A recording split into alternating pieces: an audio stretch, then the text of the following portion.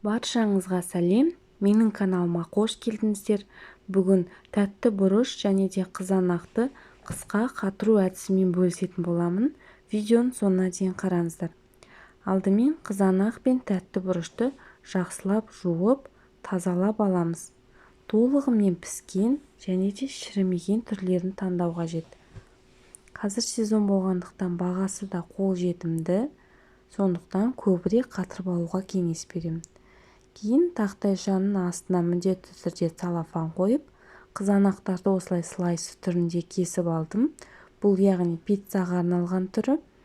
Өздеріңіз қалауларыңыз бойынша кубик ретінде де турап алсаңыздар болады.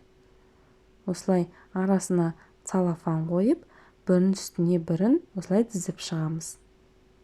Тәтті бұрыштарды да осылай үлкендеу етіп кесіп алып, барлығын осылай қойып шығамыз.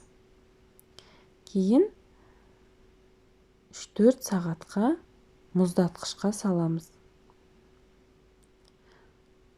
Барлығы толығымен қатқан соң мұздатқыштан алып, арнайы пакетиктерге болмаса целлофанға тәтті бұрышты бөлек, қызанақтарды бөлек салып аламыз да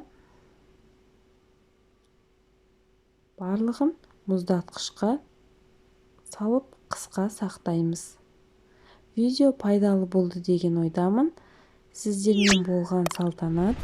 Видео ұнаса лайк басып, комментарий жазып, каналыма тіркеліп кетуді ұмытпаңыздар.